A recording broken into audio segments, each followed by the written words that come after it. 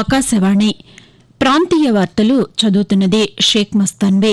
ముఖ్యాంశాలు. కేంద్ర ప్రాయోజిత పథకాలకు నిధులు విడుదలయ్యేలా చూడాలని ఆంధ్రప్రదేశ్ ముఖ్యమంత్రి నారా చంద్రబాబు నాయుడు అధికారులను ఆదేశించారు. లోక్సభలో సీట్ల సంఖ్యను జనాభా ప్రాతిపదికన పునర్విభజన చేస్తే దక్షిణ భారతదేశానికి నష్టం కలుగుతుందని తెలంగాణ ముఖ్యమంత్రి ఏ రేవంత్ రెడ్డి స్పష్టం చేశారు. ప్రభుత్వ పాఠశాల విద్యార్థుల సమగ్ర వికాసమే లక్ష్యంగా అనేక చర్యలు తీసుకుంటున్నామని ఆంధ్రప్రదేశ్ విద్యాశాఖ మంత్రి నారా లోకేష్ తెలిపారు. తెలంగాణలో రహదారుల నిర్మాణానికి హ్యామ్ విధానాన్ని అనుసరిస్తున్నామని రోడ్లు భవనాల శాఖ మంత్రి కోమటిరెడ్డి వెంకటరెడ్డి పేర్కొన్నారు. భారత స్వతంత్ర సమరంలో కీలక పాత్ర పోషించిన 3 స్వతంత్ర సమరయోధుల ఆత్మార్పణను గుర్తు చేసుకుంటూ ఈరోజు అమరవీరుల సంస్మరణ దినం పాటిస్తున్నారు. వార్తల వివరాలు. కేంద్ర ప్రాయోజిత పథకాలకు సంబంధించిన సమగ్ర సమాచారం అందించి సకాలంలో నిధులు విడుదలయ్యేలా చూడాలని ఆంధ్రప్రదేశ్ ముఖ్యమంత్రి నారా చంద్రబాబు నాయుడు అధికారులను ఆదేశించారు. ప్రస్తుత ఆర్థిక సంవత్సరం మరో వారంలో ముగుస్తున్నందున రాష్ట ఆర్థిక పరిస్థితులపై నిన్న ఆయన సమీక్ష నిర్వహించారు. ఈ సమావేశంలో ఆర్థిక శాఖ మంత్రి పయ్యావుల కేశవ్, ఆ శాఖ కార్యదర్శి రోనాల్డ్ రాస్ పాల్గొన్నారు. కేంద్ర పథకాలకు సంబంధించి 5 శాఖల నుంచి నిధులు రావాల్సి ఉందని ఈ సందర్భంగా అధికారులు చెప్పగా కేంద్రంతో సంప్రదింపులు జరిపి ఆర్థిక సంవత్సరం ముగిసేలోపు ఆ నిధులు తేవాలని ముఖ్యమంత్రి ఆదేశించారు. లోక్సభలో సీట్ల సంఖ్యను జనాభా ప్రాతిపదికన పునర్విభజన చేస్తే అది దక్షిణ భారతదేశానికి నష్టం కలిగిస్తుందని తెలంగాణ ముఖ్యమంత్రి ఏ రేవంత్ రెడ్డి కేంద్ర ప్రభుత్వానికి స్పష్టం చేశారు. లోక్సభ నియోజకవర్గాల పునర్విభజనపై తమిళనాడు ముఖ్యమంత్రి స్టాలిన్ నేతృత్వంలో చెన్నైలో నిన్న నిర్వహించిన న్యాయమైన పునర్విభజన సంయుక్త కార్యాచరణ కమిటీ తొలి సమావేశంలో ఆయన పాల్గొని ప్రసంగించారు. దేశంలోని ఇతర రాష్ట్రాలతో సంబంధం లేకుండా చిన్న రాష్ట్రాలు, ఈశాన్య రాష్ట్రాలు, కేంద్రపాలిత ప్రాంతాల్లో లోక్సభ సీట్లను ఏర్పాటు చేసినట్లే దక్షిణ భారత రాష్ట్రాలకు అవకాశమివ్వాలని ఆయన కోరారు. ప్రభుత్వ పాఠశాల విద్యార్థుల సమగ్ర వికాసమే లక్ష్యంగా అనేక చర్యలు తీసుకుంటున్నామని ఆంధ్రప్రదేశ్ విద్యాశాఖ మంత్రి నారా లోకేష్ తెలిపారు. ఇప్పటి వరకు నెలలో 3వ శనివారం మాత్రమే ఉన్న నో బ్యాగ్ డేని వచ్చే విద్యా సంవత్సరం నుంచి ప్రతి శనివారం అమలు చేస్తామని ఆయన ప్రకటించారు. ఆ రోజు విద్యార్థులకు సమకాలీన అంశాలపై చర్చలు, సదస్సులు, క్రీడలు, వివిధ పోటీలు నిర్వహిస్తామని మంత్రి తెలిపారు. తెలంగాణలో తమ ప్రభుత్వం ప్రైవేటు ప్రభుత్వ భాగస్వామ్యాన్ని అనుసరించి రోడ్ల నిర్మాణం చేయటం లేదని రోడ్లు భవనాల శాఖ మంత్రి కోమటిరెడ్డి వెంకటరెడ్డి స్పష్టం చేశారు. శాసనసభలో నిన్న హరీష్ రావు అడిగిన ప్రశ్నకు ఆయన సమాధానమిస్తూ రాష్టంలో హైబ్రిడ్ యాన్యుటీ విధానంలో రహదారులు వేస్తున్నామని, పీపీటీ, హ్యామ్ 2 వేర్వేరు విధానాలని వివరించారు. ఉప్పల్ ఎలివేటెడ్ కారిడార్ను 18 నెలల్లో పూర్తి చేస్తామని మంత్రి పేర్కొంటూ, మేము పీపీపీ మోడల్లో పోదలుచుకోలేదు. మేము హ్యామ్ రోడ్ లో హైబ్రిడ్ యాన్యుటీ మోడల్ లో పోవాలని నిర్ణయించాం. పీపీపీ మోడల్ వేరు, హ్యామ్ మోడల్ వేరు.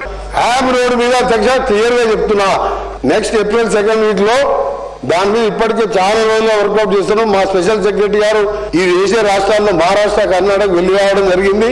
ఈ రోడ్లు అనేది చాలా ముఖ్యమైన విషయం కాబట్టి దానికి సంబంధించిన ప్రక్రియ ఏప్రిల్ 2nd వీక్ లో ముగిస్తే మా ఫైనాన్స్ మినిస్టర్ గారు ఇప్పటికే మన హ్యామ్ సంబంధించి 300 కోట్లు బడ్జెట్ లో కూడా పెట్టడం జరిగింది. ఢిల్లీ వేదికగా జరుగుతున్న ఖేలో ఇండియా పారాగేమ్స్ లో ఉత్తమ ప్రదర్శన కనబరిచిన, పతకాలు సాధించిన రాష్ట క్రీడాకారులకు క్రీడాశాఖ మంత్రి మండిపల్లి రాంప్రసాద్ రెడ్డి అభినందనలు తెలిపారు. ఈ క్రీడల్లో పతకాలు సాధించిన రొంగలి శివ, షేక్ బాబు, వి భవానీ, అంబటి స్వరాజ్ రాష్ట ఖ్యాతిని పెంచారని కొనియాడారు. ఇప్పటికే రాష్టంలో దివ్యాంగుల కోసం నిర్మించే క్రీడా కేంద్రానికి కేంద్ర ప్రభుత్వం 200 కోట్ల రూపాయలు కేటాయించిందని గుర్తు చేశారు. తెలంగాణ వ్యాప్తంగా 119 నియోజకవర్గాల్లో మహిళలకు మినీ పారిశ్రామిక పార్కులను ఏర్పాటు చేస్తామని రాష్ట పరిశ్రమల శాఖ మంత్రి డి. శ్రీధర్బాబు తెలిపారు. నిన్న శాసనసభలో ప్రశ్నోత్తరాల సమయంలో మహిళా పారిశ్రామికవేత్తలకు ప్రోత్సాహకంపై పలువురు సభ్యులు అడిగిన ప్రశ్నలకు మంత్రి సమాధానమిస్తూ మహిళా పారిశ్రామికవేత్తలను అన్ని విధాలా ప్రోత్సహించేలా వారికి శిక్షణ కోసం అకాడమీ నెలకొల్పుతామని ప్రకటించారు. టీ ఫ్రైడ్ పథకం కింద 75 లక్షల రూపాయలలోపు రుణాలు తీసుకున్న వారికి 45%, 10 లక్షల రూపాయలలోపు రుణాలు పొందిన ఎస్సీ, ఎస్టీ పారిశ్రామికవేత్తలకు 3వ వంతు రాయితీ ఇవ్వనున్నట్లు మంత్రి వివరించారు. ఆకాశవాణి ప్రాంతీయ వార్తలు వింటున్నారు.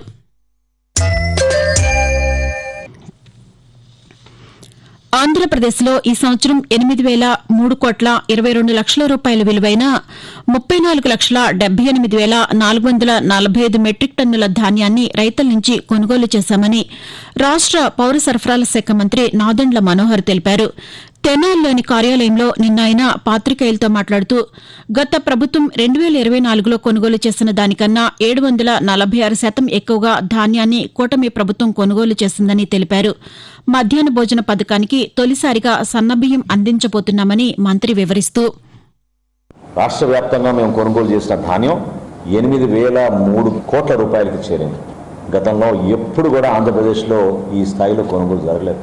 34,78,445 మెట్రిక్ టన్నులు ధాన్యం ఈ రోజుకి మేము కొనుగోలు చేశాం. 24 గంటల లోపే వాళ్ళ ఖాతాలోకి జమ చేశాం. బాపట్ల జిల్లా అద్దంకి నియోజకవర్గంలో దాతలు అందించిన నిధులతో అభివృద్ది కార్యక్రమాలు చేపడుతున్నామని ఆంధ్రప్రదేశ్ విద్యుత్ శాఖ మంత్రి గొట్టిపాటి రవికుమార్ తెలిపారు. నియోజకవర్గ పర్యటనలో భాగంగా స్వచ్ఛంద సంస్థల సహకారంతో 40 మంది దివ్యాంగులకు 3 చక్రాల స్కూటీలను పంపిణీ చేసిన అనంతరం లబ్దిదారులైన 17 మంది ముఖ్యమంత్రి సహాయ నిధి చెక్కులను అందజేశారు. ఈ సందర్భంగా ఆయన మాట్లాడుతూ కూటమి ప్రభుత్వం అధికారంలోకి వచ్చాక సుమారు 9 కమిటీ హాళ్లు నిర్మించినట్లు వెల్లడించారు. వచ్చే ఏడాదికి మరో 10 కమ్యూనిటీ హాళ్లను అందుబాటులోకి తీసుకురానున్నట్లు స్పష్టం చేశారు.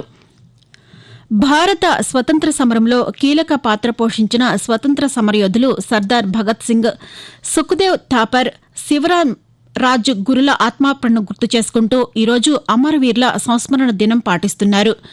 1931 సంవత్సరం మార్చి 23వ తేదీన ప్రస్తుత పాకిస్తాన్లోని లాహోర్ పట్టణంలో ఈ ముగ్గురు యోధులను బ్రిటిష్ వలస పాలకులు ఉరితీశారు. ఈ ఘటన భారత స్వతంత్ర పోరాటంలో ఒక ముఖ్యమైన ఘట్టంగా నిలిచింది. దేశం కోసం ప్రాణాలు అర్పించిన ఈ అమరవీరుల సేవలను ప్రతి ఏటా మార్చి 23వ తేదీన భారతదేశ ప్రజలు గుర్తు చేసుకుంటూ ఆ వీరులకు అంజలి ఘటిస్తున్నారు. ఆంధ్రప్రదేశ్లోని నక్కపల్లిలో ఏర్పాటు చేసిన బల్క్ డ్రగ్ పార్క్ ద్వారా 54,307 మందికి ఉపాధి అవకాశాలు రానున్నట్లు పార్లమెంటు స్థాయీ సంఘం తెలిపింది. మొత్తం 1,438 కోట్ల రూపాయలతో ఏర్పాటు చేస్తున్న ఈ పార్కులో ప్రస్తుతం రహదారులు, విద్యుత్, నీరు, ఇతర మౌలిక సదుపాయాల నిర్మాణం కోసం టెండర్లు పిలిచినట్లు వెల్లడించింది. గుత్తేదారు స్థలం శుభ్రత, ప్రహరీ నిర్మాణ పనులు ప్రారంభించినట్లు తెలిపింది. ఈ ప్లాంట్ కోసం కేంద్రం 225 కోట్లు, రాష్ట ప్రభుత్వం 132 కోట్లు విడుదల చేయగా జనవరి 31 నాటికి 46.36 కోట్ల రూపాయలు వినియోగించినట్లు స్థాయీ సంఘం పేర్కొంది. విపత్తు నిర్వహణలో అత్యాధునిక సమాచార పరికరాలు అవసరమని ఆంధ్రప్రదేశ్ రెవెన్యూ శాఖ ప్రత్యేక ప్రధాన కార్యదర్శి ఆర్పి సిసోడియా తెలిపారు. అమరావతిలో విపత్తు నిర్వహణ కార్యాలయంలో నిన్న నిర్వహించిన ఉన్నత స్థాయి సమీక్షా సమావేశంలో ఆయన పాల్గొన్నారు. తీర ప్రాంతాల్లో తహసీల్దార్ స్థాయి నుంచి కలెక్టర్ వరకు ప్రతి అధికారికి శాటిలైట్ ఫోన్లు అందుబాటులోకి తెచ్చేలా ప్రణాళికలు సిద్దం చేయాలని సూచించారు. ఈ సందర్భంగా గత 5 ఏళ్లలో కొనుగోలు చేసిన పరికరాల వినియోగ స్థితి, రాబోయే వర్షాకాలానికి అవసరమైన సన్నద్దత, తీసుకోవాల్సిన చర్యలు తదితర అంశాలపై చర్చించారు. రసాయన కర్మాగారాల సమీపంలో గాలి నాణ్యత పర్యవేక్షణ పరికరాలను ఏర్పాటు చేయాలని సూచించారు. ఆంధ్రప్రదేశ్ ప్రభుత్వం ఆదరణ 3 పథకం ద్వారా ఆధునిక పరికరాలు, పనిముట్లు అందించి బీసీ కుల వృత్తిదారులకు మెరుగైన జీవనోపాధి కల్పించనుందని రాష్ట బీసీ సంక్షేమ శాఖ ముఖ్య కార్యదర్శి ఎస్ సత్యనారాయణ తెలిపారు. నిన్న కాకినాడ కలెక్టర్ కార్యాలయంలో నిర్వహించిన పాతికేయుల సమావేశంలో ఆయన మాట్లాడుతూ బీసీ కుల వృత్తుల ప్రోత్సాహకానికి రాష్ట ప్రభుత్వం 1,000 కోట్ల నిధులు కేటాయించిందని అన్నారు. ప్రాంతీయ వార్తలు ముగించే ముందు ముఖ్యాంశాలు మరొకసారి. కేంద్ర ప్రాయోజిత పథకాలకు నిధులు విడుదలయ్యేలా చూడాలని ఆంధ్రప్రదేశ్ ముఖ్యమంత్రి నారా చంద్రబాబు నాయుడు అధికారులను ఆదేశించారు. లోక్సభలో సీట్ల సంఖ్యను జనాభా ప్రాతిపదికన పునర్విభజన చేస్తే దక్షిణ భారతదేశానికి నష్టం కలుగుతుందని తెలంగాణ ముఖ్యమంత్రి ఏ రేవంత్ రెడ్డి స్పష్టం చేశారు.